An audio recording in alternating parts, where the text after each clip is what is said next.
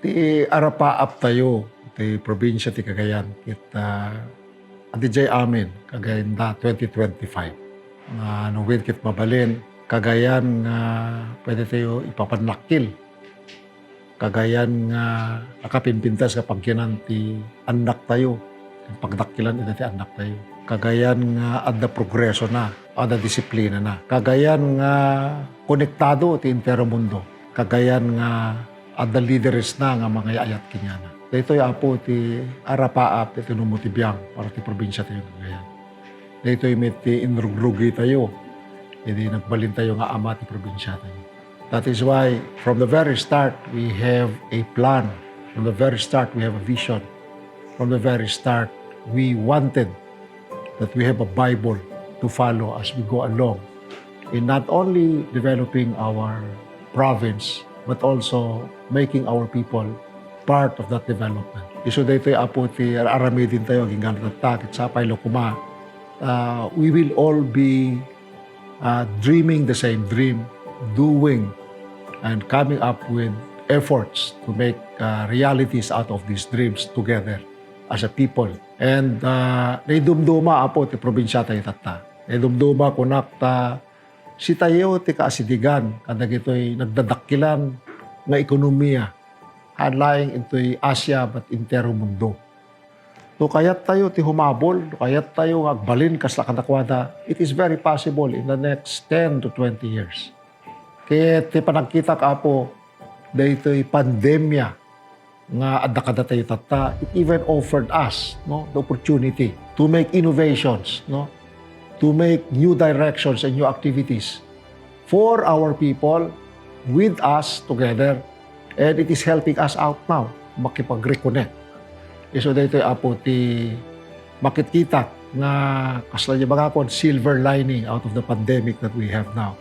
Furthermore, kas makita tayo mit, dagito'y anak tayo, kas nakasanayan na, kaya't na amin ti agabroad, kaya't na amin tagbalin yung OFW, which is makita tayo tata. This is waning, this might be dying. And again, it offered us the chance to access them, to be with them, to give them a new direction. That is why, ay tinaramid tayo tata, we access them by giving them activities right inside their homes so that they will love to become farmers, to become entrepreneurs, to become food producers. Kada ito makita tayo apo. And mind you, this is where we should be as a province because we are an agricultural country. We have underdeveloped agriculture, underdeveloped aquaculture, underdeveloped livestock. And this is where we should be because our richest neighbors need us to provide them with all of these things. All rich countries in the world started with agriculture. They became rich after they were able to be self-sufficient as far as agriculture is concerned.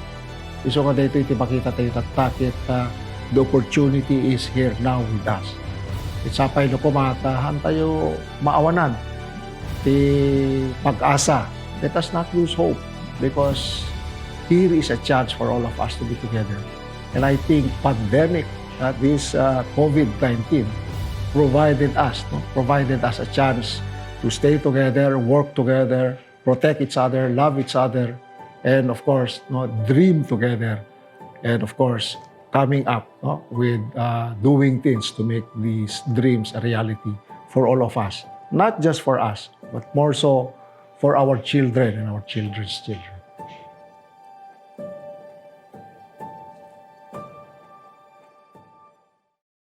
Nagsimula ito sa isang Facebook post na nabasa ko tungkol sa Magalad Revolt. It made me curious. Tinanong ko pa nga si Governor kung alam niya na nagkaroon pala ng isang pag-aaklas sa igig nung unang panahon. At sabi din niya na it was the first time that he has heard about it. Kaya lalo akong naging interesado. Si Magalat ay isang chieftain nung panahon ng pananakop ng Kastila na lumaban sa mga conquistadores, yung pag-aabuso ng sobrang pagsingil ng taxes. Kaya nang siya ay lumaban sa mga Kastila, siya ay nakulong at sumunod ding mga taon, siya ay nabigyan ng pardon at nakabalik ng Cagayan. As Cagayanos, we take pride in our historic past, culture, and values. As people, we are known for being brave, resilient, and madaling makapag-adapt. Kung babalikan natin ang ating kasaysayan, marami rin tayong mga unsung heroes. Karoon kami ng roundtable discussion together with other Cagayanos who are historians and who can provide us stories about Cagayan.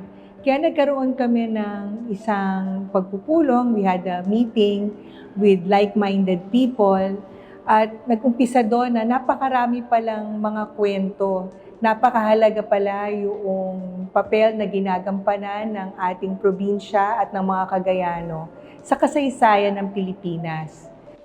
Nagkaroon kami ng inventory ng mga existing history books on Cagayan at napag-alaman namin na bagamat maraming aklat tungkol sa Cagayan, walang isang comprehensive na libro na magbibigay sa atin ng buong kwento mula noong pre-colonial times, Spanish period, Japanese time, at hanggang sa kasalukuyan.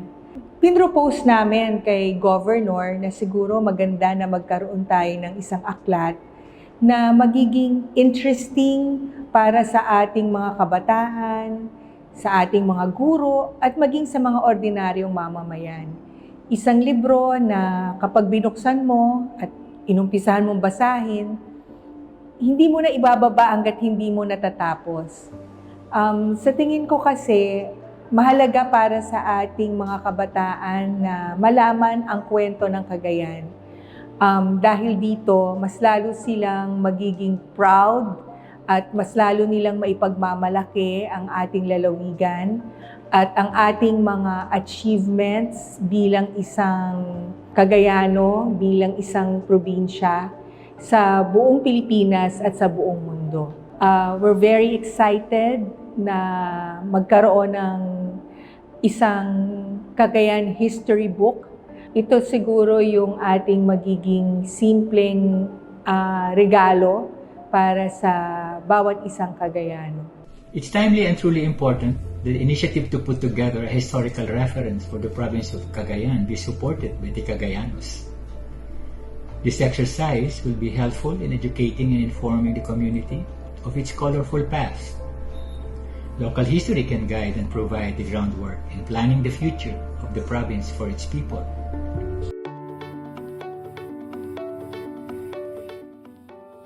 Kaya tayo nagkakaroon ng dangal ng lahing Cagayano ay bilang pagpupugay sa galing ng ating mga kababayan.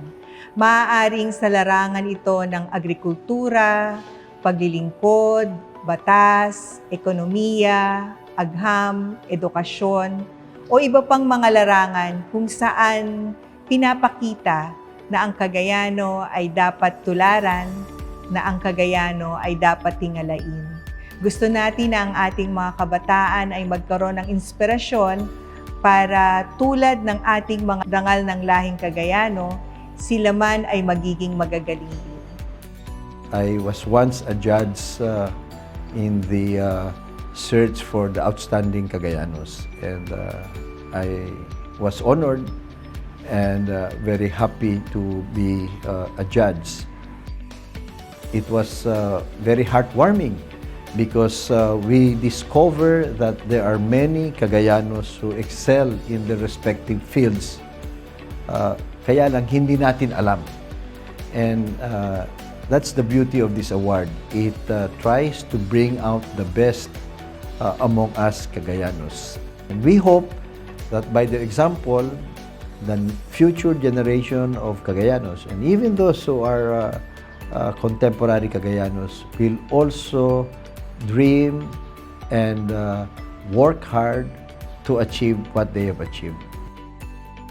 Ako po ay si Girly Zulueta. Connected ako sa Department of Agriculture, Regional Field Office number 2. Last 2018 po ako ay nominated una sa Outstanding Provincial Agricultural Researcher category.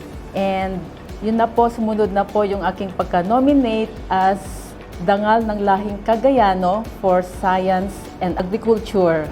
And thank God I made it. This is a very prestigious award and it's really a great honor to be included in this kind of an activity. To our fellow Cagayanos, like what I said in my speech last 2018, let's strive for the best. Remember the motto that I shared then.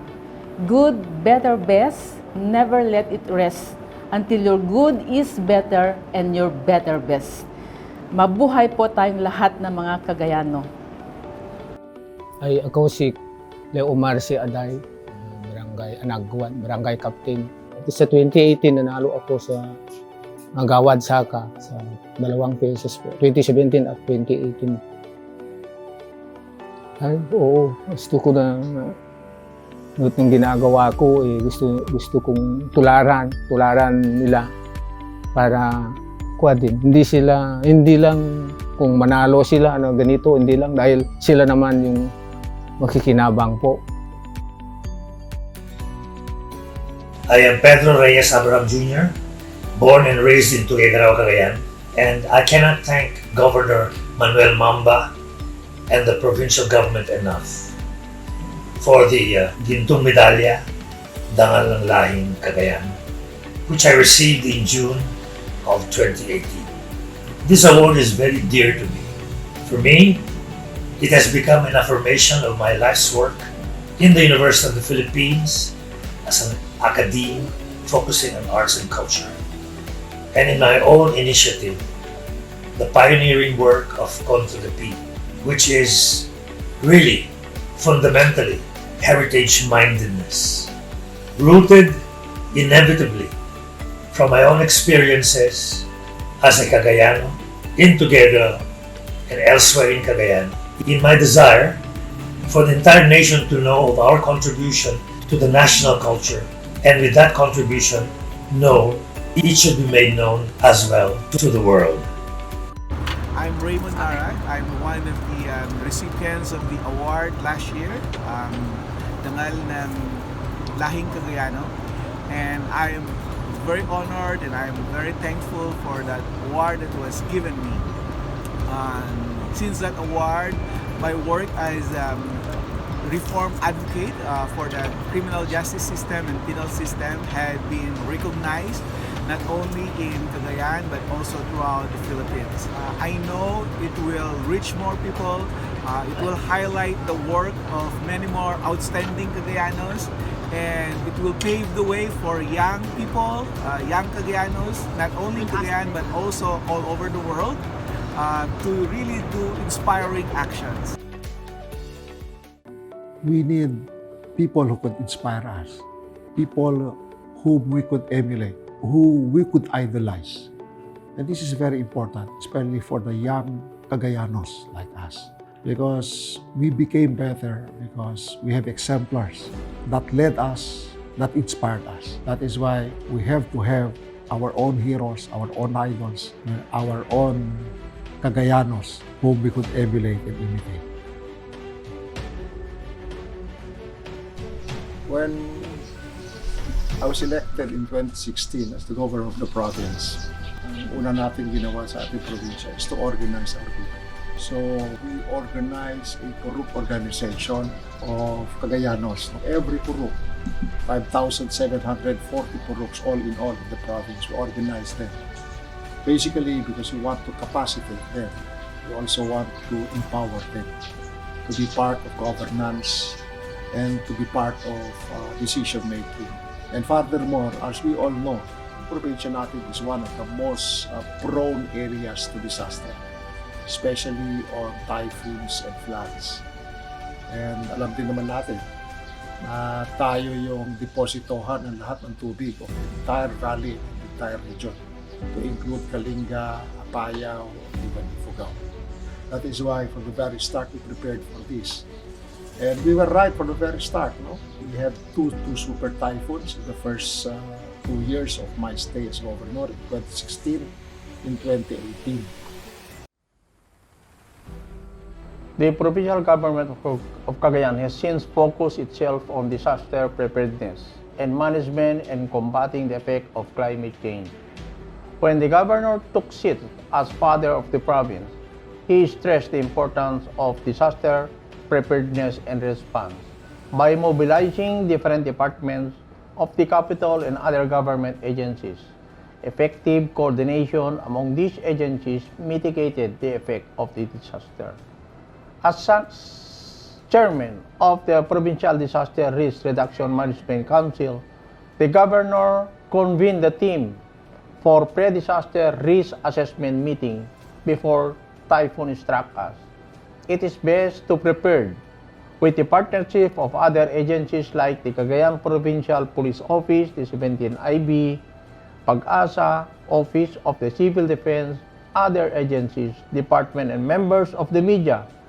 We saw to it that we face the calamities with utmost preparedness so we can lessen damage and most importantly, we can save lives.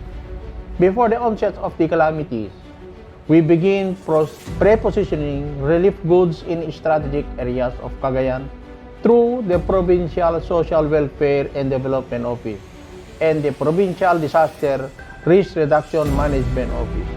The provincial fleet and engineering heavy equipment of the provincial government are also deployed and pre-positioned to be ready to respond in a situation and incident brought by floods and landslides. In times of calamities, prior to the arrival of the typhoon in the province, the 7 stations of Task Force Lingkod Cagayan 24/7 Quick Response Team are already in high alert or red alert to track and monitor the path where the typhoon is going.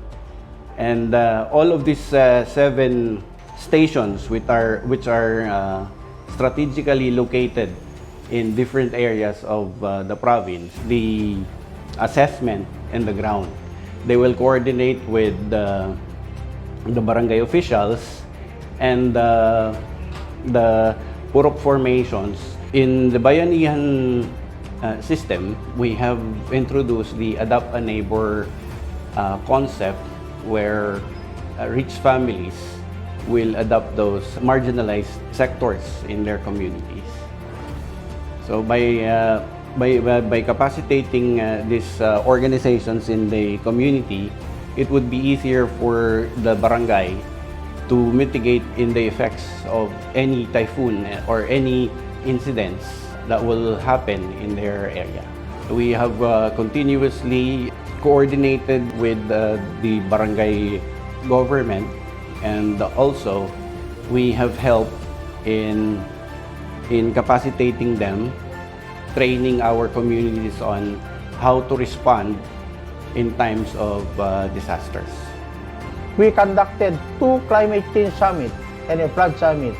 These were venues for us to discuss which could better help further mitigate the effect of disasters. Typhoons are expected to hit Cagayan every year.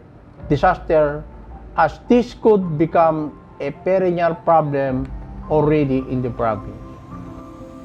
Alam din natin, no, that we have denuded our forests all over both of the Cordillera side and the Sierra Madre side. Kaya napaka-importante that we again go into environmental protection, environmental preservation, and of course our greening. Again, re-greening of our environment, especially of our forests. And this is one of the things that we have to do every time we have a chance, no? Lalo na dito sa atin. No? The most practical way to really restore our forests is through tree planting. No? Ito para maibsan po natin yung ill effects of climate change. One more is the conduct of forest protection work, specifically on information education campaign on the illegal use of herbicide in farming, as well as itong slash and burn farming. No? Ang province, for almost a decade now, no, ay nakakandak po tayo ng tree planting sa denuded areas province-wide. No?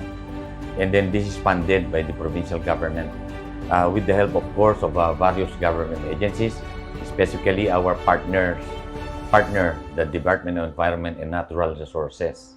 Ang pagtatanim kasi ng punong kahoy, definitely, yung mga roots kasi ng punong kahoy will hold, no, yung soil, and at the same time regulate yung water flow. So definitely, mabawasan po ang flash flood. And here comes COVID again. Nakita natin how it played out, no, in the prevention of the infection to spread out. So, madali na ma-mobilize yung tao, madali na nakikikooperate yung tao, and they know for a fact that everything they do is to their benefit. No? So, ito yung pinagagawa natin. No? And I feel that this should continue. No? Capacitating them, making them part of government and governance also. And of course, tapping all the resources that we have to include, especially the private sector ng ating komunidad. COVID-19, that's why it's COVID-19, is coronavirus 2019. It is a viral infection that is, in fact, zoonotic initially. Zoonotic means it came from an animal transferable to a human. This is transferred through droplet infection. So droplet infection is through sneezing, coughing, talking. That's why if you will look at all the quarantine or minimum public health standards, like wearing of masks, like social distancing, like hand washing, there was the move of the national government to let people from Metro Manila go home to the provinces. So they were given, I think, mga 48 hours if I'm not mistaken. The first motion was the renaming of the Provincial Disaster Risk Reduction Management Office into the Provincial IATF. The second motion that I did was to move for the declaration of a state of calamity. I think the President Rodrigo Roa Duterte did the national calamity declaration for 6 months. I immediately had to use the PDRIMO fund initially in the purchase of how we can control the COVID problem. Then here we now strengthened our checkpoints further. So we had to purchase container vans so that we have a permanent, more permanent structure at the checkpoints, including a laboratory set up. Madali itong COVID sa Pilipinas to prevent. It is hard to manage pag dumami, but the only way we could do it is prevent it from infecting a lot of our population. So let us, no, tatapay laing, it's the prevention of the spread that could really work for us. And we have the people, volunteers tayo itababa. Our barangay nutrition scholars, our barangay health workers, our daycare workers, our barangay officials, our tanods. Ito yung apo, and of course, our residents, no, who will be helping us out. So every one of us has a responsibility because any one of us also, even one of us could be a spoiler also. So importante ako nga amin si tayo kay ang kaysa ken makidisiplina nang nangruna kadag ito'y volunteer workers tayo na isuda met gusto nga makatulong. Ang isa sa mga problema dito sa Pilipinas ngayon, no, is we don't have young farmers anymore. And the mere fact that our 20 years old and below are quarantined inside their houses. No? So that is why we went into massive food production programs of the provincial government dealing with the sangguniang kabataan, especially those 20 years old and below na nasa mga household natin. And we saw to it that our food production will be household-based para hindi na sila lumabas. Kaya nga sabi ko, there's a silver lining here because we can access now with programs of government yung mga young natin. Ang programang Magsakabataan para sa Cagayan at Kinabukasan ay inilunsad kasi gusto niyang maging produktibo ang mga kabataan at hindi lamang naglalaro ng gadgets at tinuturuan natin sila habang mga bata sila. Kaya yung component ng food production ay isa itong dispersal ng native chicken. Ang native chicken na dispersal na ito ay magbibigay tayo ng isang Ilocano na kawitan ken talo nga opa nga manok. Ket gatangin tayo daytoy iti 400 ti maysa to make it 1,600 per kabataan. Ta ited tayo iti maysa nga anak iti 5 nga household per purok. So magbibigay tayo ng household-based food production po tayo. Magbibigay tayo ng 5 kabataan bawat purok to make it 35 na kabataan sa bawat barangay. Ito ay buong probinsya ang ginagawa natin. Para ramihin natin ito, bibigyan natin sila ng kaunting pahunan at magiging entrepreneur sila mamaya at accessible and affordable ang bawat pagkain natin sa hapagkainan. After 6 months, magha-harvest ang mga kabataan, bibilhin ulit ng provincial government yung ating mga manok with the same amount at hanggang lahat ng mga kabataan sa bawat barangay ay masaturate natin ng magpag-aalaga ng manok. Ito ay pre-prepare natin, nakakonekta po ito sa pagbubukas ng APA report. At gusto ng gobernador natin, si Governor Manuel Mamba, magbebenta tayo. Ine-enhance ni Governor Mamba ang agrikultura kasi dito tayo malakas sa Cagayan at magbebenta tayo ng produkto sa kabilang kaya nga, moving northward yung ating patakaran ngayon, yung mandato niya, isa lamang po yon sa component ng food production. Ang pangalawa, ngayon na ibinibigay natin ay mga vegetable seedling naman. Ito ay mga pinakbet type, yung sinigang type na vegetable, at lahat ng barangay sa buong probinsya ng Cagayan nagbibigay tayo. Ang programang ito ay lahat ng kabataan na naman na 15 bawat purok, at saka isang barangay, di 105 na recipient yon. So ang mga ito, matututunan nila ang pagtatanim through backyard. Magkakaroon ng masustansya na pagkain sa bawat tahanan through our vegetable production. Isa ito sa mga programa na component ng Magsakabataan. Nakipag-ugnayan na po ang provincial government through the leadership, of course, of our Governor Manuel Mamba, through the Department of Science and Technology at merong food processing. May mga vegetable dehydration, lahat ng klase na pwedeng i-preserve yung ating mga produkto.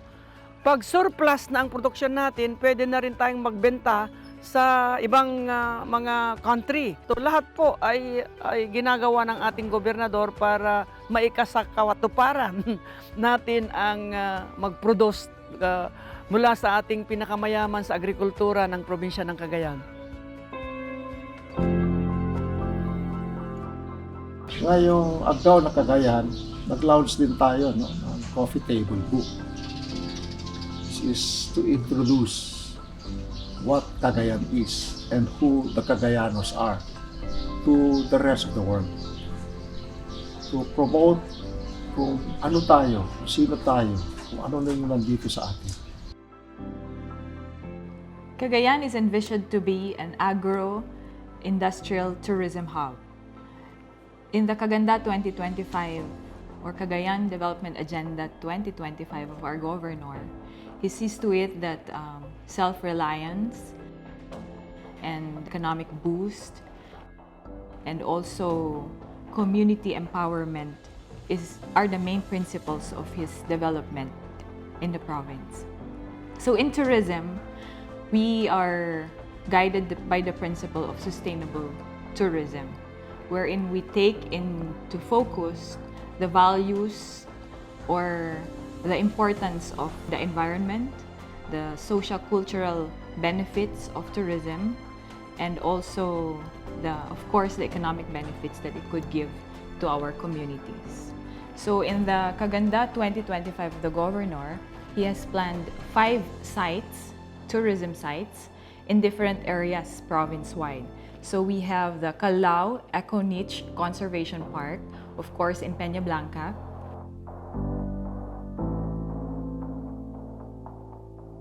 And then we also have our Cagayan Farm School and Agri-Tourism Park in Angkiray, Amulung.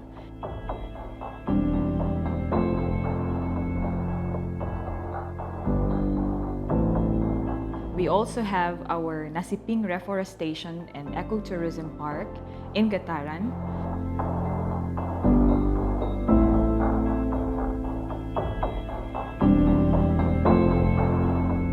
We also have in Zitanga, Ballesteros, our animal breeding station, which will also be an agritourism park.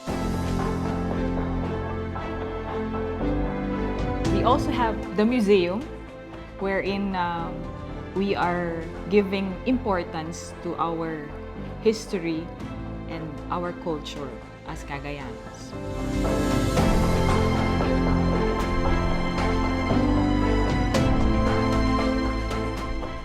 So these 5 tourism sites are seen to give social benefits to our Cagayanos.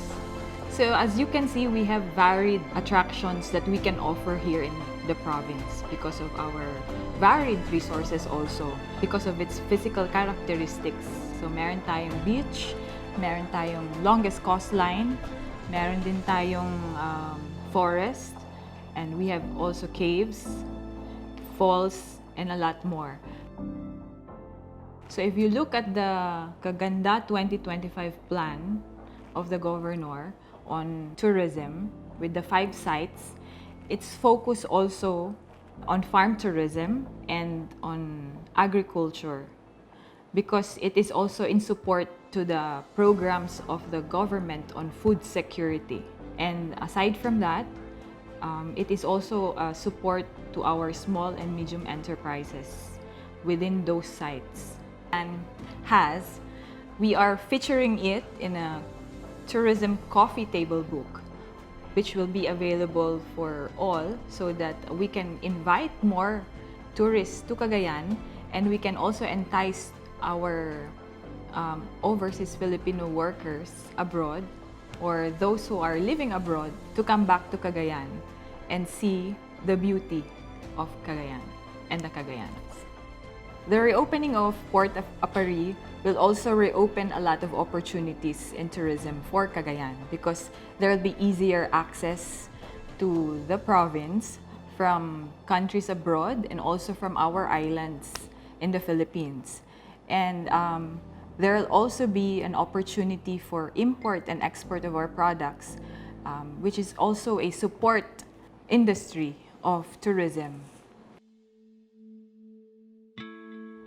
Cagayan, our province, has great potentials. It is not called the land of smiling beauty for nothing. Indeed, our beloved home has wonders and treasures that we must continue to maintain and sustain. Our beloved father of the province, Governor Manuel Mamba, realized that we must maximize our full potentials to usher in genuine progress and development, especially in the countryside. Thus, being a visionary leader and trailblazer, the Governor, upon his assumption as the head of our province, embarked on a journey that seeks to move forward to great dreams, including the reopening of the Port of Apari. The Port of Apari, historically, has always been our connection to the world. In fact, it was our first highway of the region. Matandaan nyo po, the Port of Apari became a port because of the Cagayan River that stretches from Nueva Vizcaya up to the mouth of the river, which is Apari.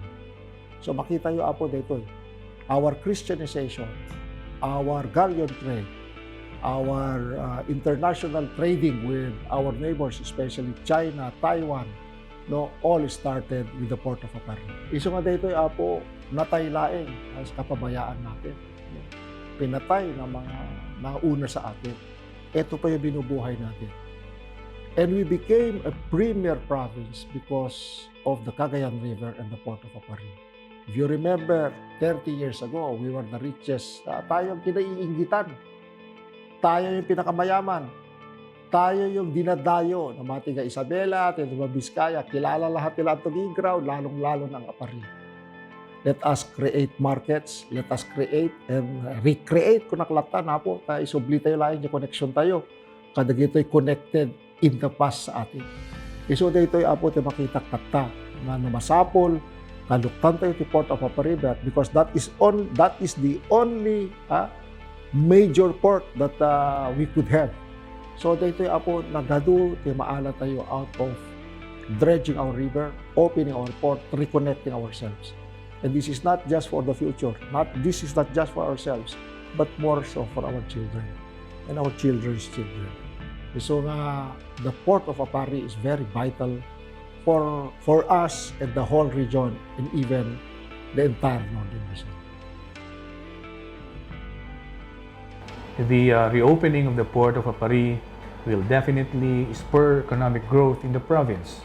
It is expected to propel increase in services and businesses, productivity, and job growth, which will in turn help generate income for the communities and the whole province. With the port, we will also be able to boost our tourism potentials and gain revenues for the province. The various development activities we are doing in our different major tourism sites are geared towards supporting the port's economic activities in the long run. In support of the vision developments, specifically infrastructure, will be built in Apari Port as we look forward to its reopening and the fulfillment of its full potential as an economic hub. Indeed, the reopening of the port of Apari is not far-fetched dream. With the wisdom of the Governor and our concerted efforts and full support, we will achieve our dream of moving forward. Let us therefore unite to achieve this great vision for Cagayan and for Cagayanas. Amoyo apo, dito'y karuba tayo ida, which started as agricultural and aquacultural, yeah? Nagito'y nga karkaruba tayo ida, no? It started as agricultural boom areas. No? Dito'y apo ti makita tayo, nga tsansa tayo kata. Because we are an agricultural country, no? Especially our province, this is our chance to develop our agriculture, and we develop it together with them. And we have the markets. They are the richest countries and the biggest number of population in the world. Karuba tayo iso da apo. So makita all of these things, no, makita tayo isunto ti papanan tayo because iso da ti interesado nga umay mamuhunan dito sa atin, no? Mag-transfer ng technology sa atin. At the same time, supply DJ mismo ilida, mismo pagilyanda. So dito ita aramidin tayo nata. Yeah? Let us invite them in. Let us work with them. Let them invest in us. We have the resources with us. We have also the human resources with us. No? And let's start supplying them what we, with our agricultural, and of course, our aquaculture, our livestock. Tapno may pantay kadakwana. And all others. Kaya masapol da apo is in the human resources that we have here. We will be staying here, developing our own resources, including that of our people, and preparing them for better lives. We will be addressing the social cause of the migration of our people. Dito'y juvenile delinquency, dito'y marital infidelity, dito'y reversal of roles that is happening, kadagiti pampamilya tayo. We will be addressing that because our people will not be getting out. They will be with us here. Entire family will be with us here. Sufficient enough. No? Handang pumanawin, ito yan tayo mismo. So dagito'y amin apo ti makita nga pwede tayo ma-develop, pwede tayo maarami with this chance that we have now in our province.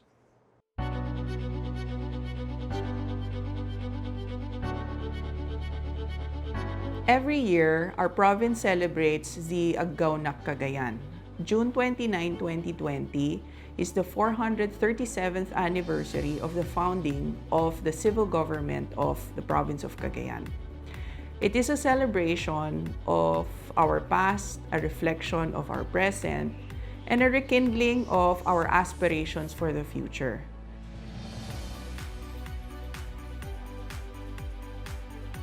In 2017, we celebrated the 434th Aggao Nac Cagayan with the theme Paddarafunan, which literally means meeting place. It symbolizes the convergence of Cagayanos as one people under a new leadership to bring about much-needed reforms in the province.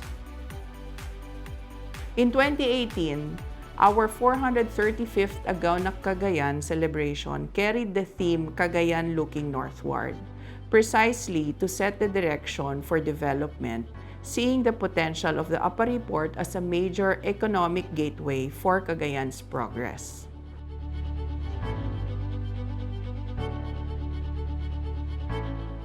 With the direction set, the people in 2019 showed their full support for the plans of the present administration. Hence, we celebrated the 436th Aggao Nac Cagayan with the theme Aggai Cagayano Panalo. This solidified our unity and determination to reopen the Upper Port.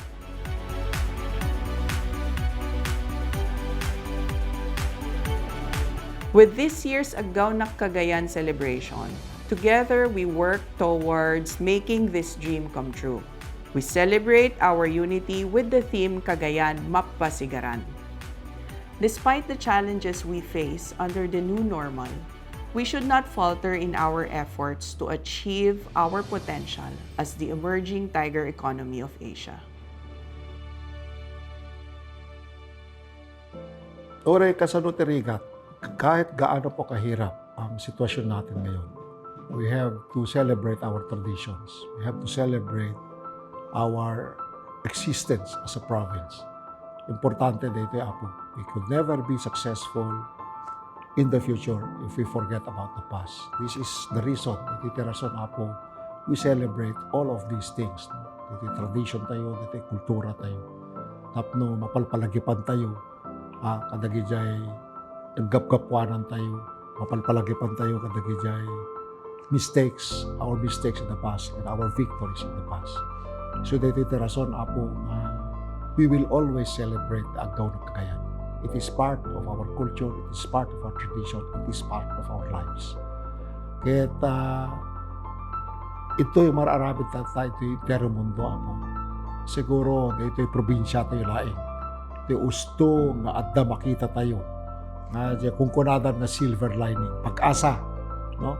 Because disasters, calamities like this offer us new direction, offer us innovations, offer us changes, and we have to grab it. So let us do this together, let us sacrifice a bit, but the gains of the sacrifices will be unimaginable for our province. I will tell you this, I will assure you this, my province man.